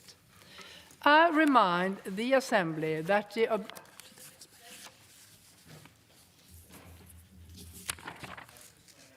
Yes, you put your hand. 257, say your name. Max Lux, Germany. Yes. Yes, and I would like to keep Amendment 11. You want to keep Amendment 11. I remind the Assembly that the objection must be supported by at least 10 members. So if you want to keep it, you need 9 more or even more. I cannot see. I see only you. 2, 3, 1, 2, 3, 4, 5, 6. It's still less than 10. So, once again, so I do not do any mistake. Raise your hand. 1, 2, 3, 4, 5, 6, 7. Sorry. It's less than 10. So then I continue. Fewer than 10 members object, and so the amendments are rejected.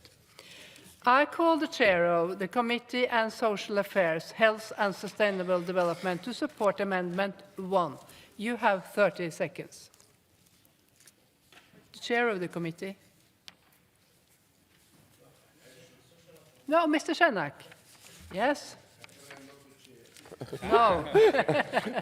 I'm not the chair. You're good enough. Amendment number 1 and amendment number 2 are part of the compromise in amendment number 13. Both amendments was unanimously adopted in the social committee, so I cannot withdraw them officially, but I cannot support them. So please understand, Amendment 1 and Amendment 2 are now included in Amendment 13 as a compromise. Thank you. Does anyone wish to speak against the amendment? Mr. Omzicht? I'd like to repeat the words of Mrs. Shenak. We reached a compromise text on number 13, and that's why we would like you to reject this amendment and accept Amendment 13. Now, we won't vote on Amendment 13 because it was voted on unanimously, but then we would have a consistent text, which also takes into account some of the points raised by Mr. Daams. Thank you, Mr. Omzicht. What is the opinion of the committee on the amendment? It's the same opinion, actually, Madam President. So the committee supported unanimously Amendment 13 and rejected amendment with a clear majority Amendment number 1. You're against amendment number 1. Okay. I shall now put the amendment to the vote, and the vote is open.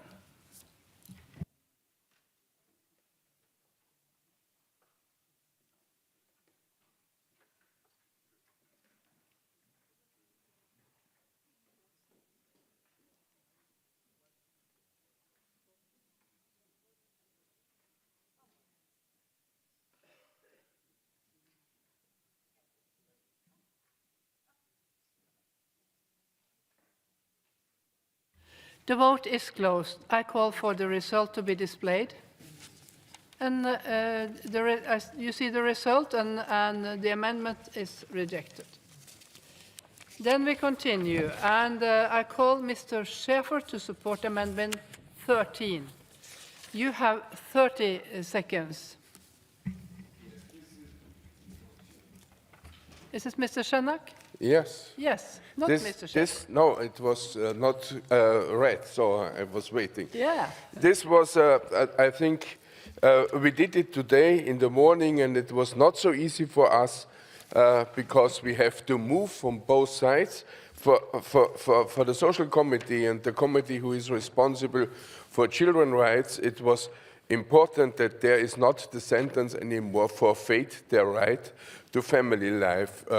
And I think this compromise, I stay behind this compromise, and I hope this compromise gets a big majority. Thank you, Mr. Shenak. Does anyone wish to speak against the amendment? No, the compromise seems to be, in a way, obviously in favor also of the committee. Is obviously in favor. Mr. Cottier? Yes, it is the case, actually, Madam President. It was actually supported unanimously by the committee. For procedural reasons, it was not possible before to... We have to vote on it because it was linked with other amendments, but it's a unanimous support from the committee. Thank you, Mr. Cottier. I shall now put the amendment to the vote, and the vote is open.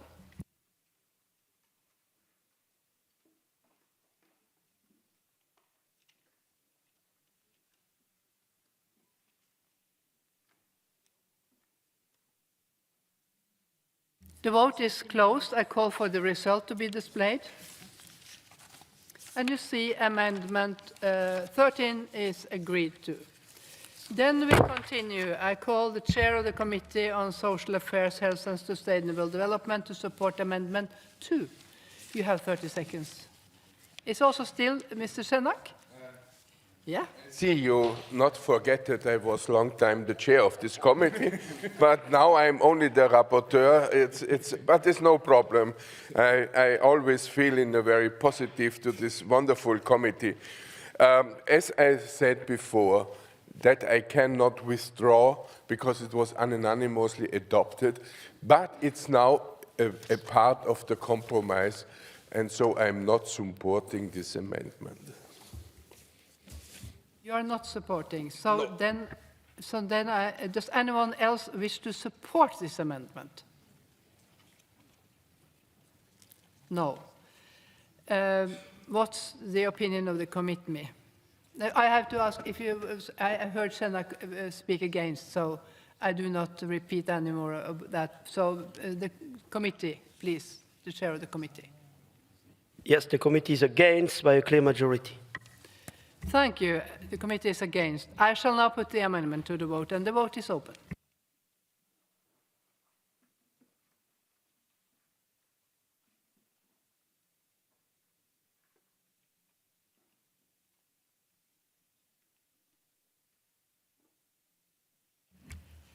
The vote is closed. I call for the result to be displayed.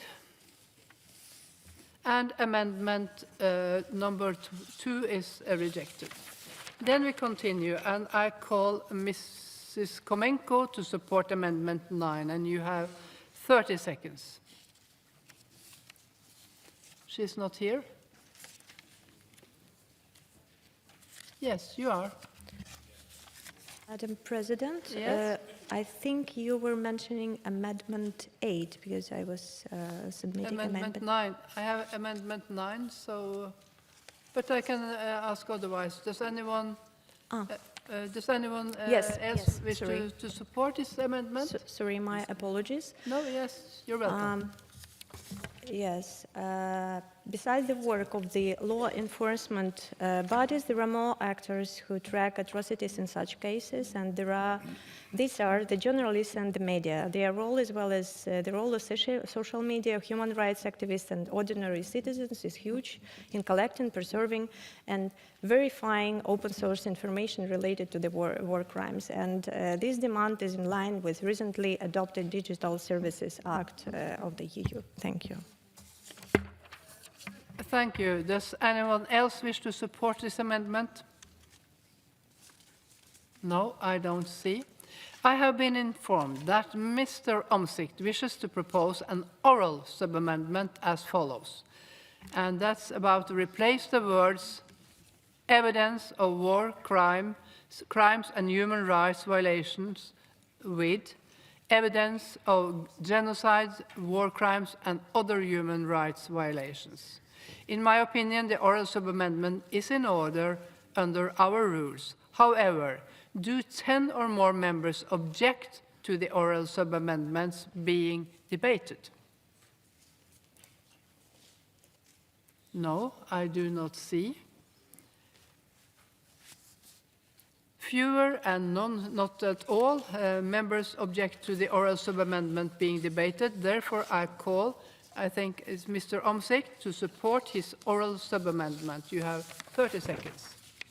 It's a very useful amendment, but it left out one word, and that's evidence of genocide.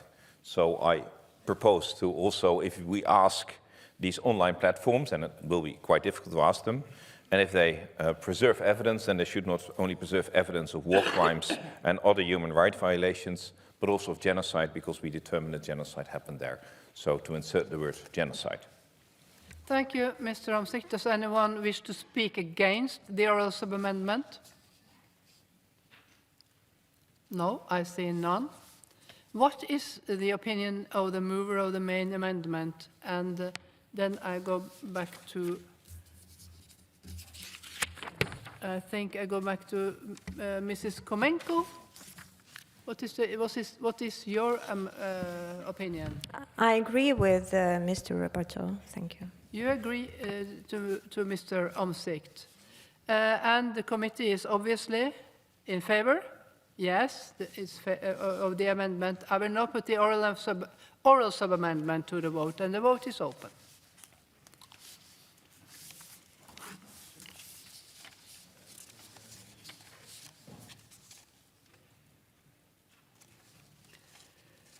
The vote is closed. I call for the result to be displayed.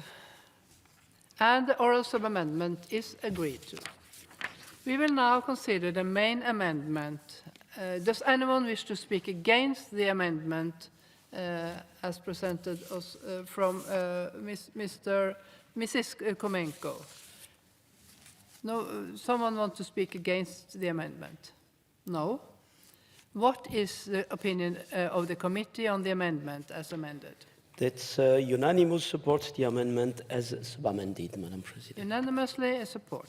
I shall now put Amendment 9 as amended to the vote, and the vote is open.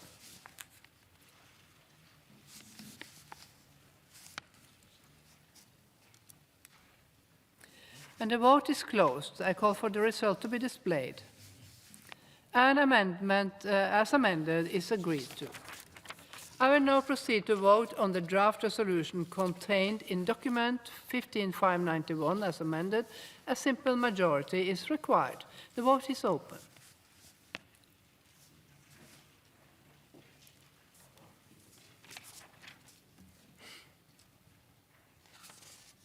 And the vote is closed. And I call for the result to be displayed, and the draft resolution as amended in document 15591 is adopted.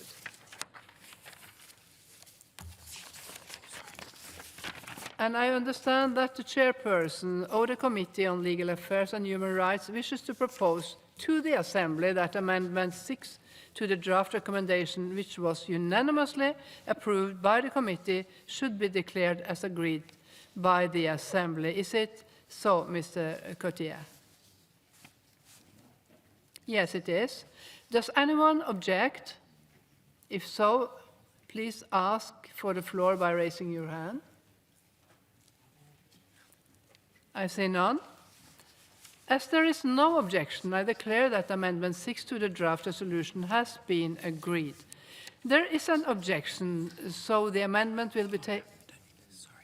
No, this is not right. Yeah. Any amendment which has been rejected by the committee desires for report by a two-thirds majority of the votes cast shall not be put to the vote in plenary and shall be declared as definitively rejected unless 10 or more members of the Assembly objects. I understand that the chairpersons of the committee wishes to propose to the Assembly that Amendment 7 to the draft resolution, which was rejected by the committee with a two-thirds majority, be declared as rejected. Is it so, Mr. Cotier? Yes? Yes, it is. Does anyone object? I see none. As there is no objection, I declare that Amendment 7 to the draft resolution are rejected.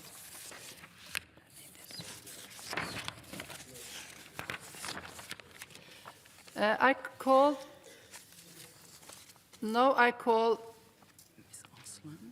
Mr. Aslan to support Amendment 12. You have 30 seconds. Mr. Cotier? I'm sorry, I misunderstood you, Madam Chair. Madam President, the Amendment 12 was also rejected by the committee by a two-thirds majority. 16-7, actually, it's a two-thirds majority. It's also rejected by the committee, so then I have to ask if someone wants to keep it. Yes, 52. Thank you, dear, Say your name. President. Mrs. Arslan, I would like to support amendment number 12. I want to vote.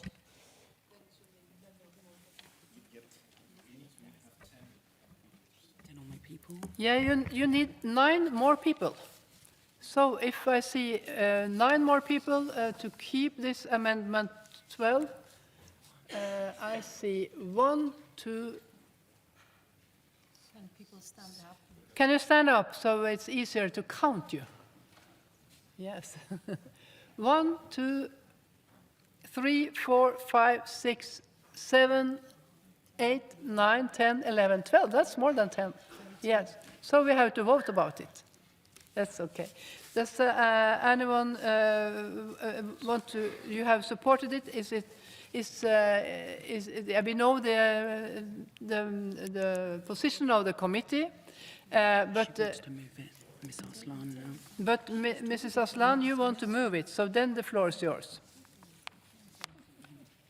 Thank you, Mr. President. Sehr geehrte Kolleginnen und Kollegen, ich möchte mich für diesen Bericht bedanken und ich möchte nur ergänzen, dass es wichtig ist, dass wir sicherstellen, dass Kinder ihre Staatsangehörigkeit nicht verlieren dürfen. Sie sind, wie das mehrfach erwähnt worden ist, Opfer und sie sind nicht Täter. Und es ist auch wichtig, dass wir in Strafjustiz das Kindeswohl ins Zentrum stellen. Das heißt, dieser Vorschlag geht dahin, dass wir die Interessen der Kinder vertreten. Bitte unterstützen Sie diesen Antrag. Merci. Thank you so much. Does anyone want to speak against? And that's Mr. Omsik, you want to speak against. The floor is yours. The objection is not against that the children should not lose the nationality of their state. That would not be a problem. They should keep their nationality. You shouldn't deprive children which have a Dutch or a Swedish or a German nationality and live in those camps from the nationality. The problem is the line afterwards. They may return with at least one of their parents. And if they have one parent, and if it's in the interest, and that's what we said earlier in the resolution, in the interest of the child not to return with their parent, because it's better for the child, or it's better for national security, then in that case, there shouldn't be the absolute right. Of course, if a state chooses that it's possible, it can, but that should not be an absolute right, and that's why I would ask you to reject this particular amendment.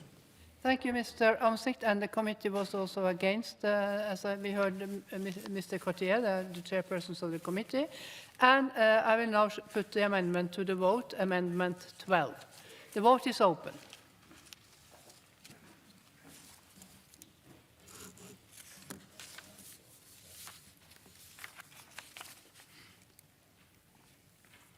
And the vote is closed, and I call for the result to be displayed. Yes, the amendment is agreed to. We will now proceed to vote on the draft recommendation contained in document 15/591 as amended. A 2/3 majority is required, and the vote is open.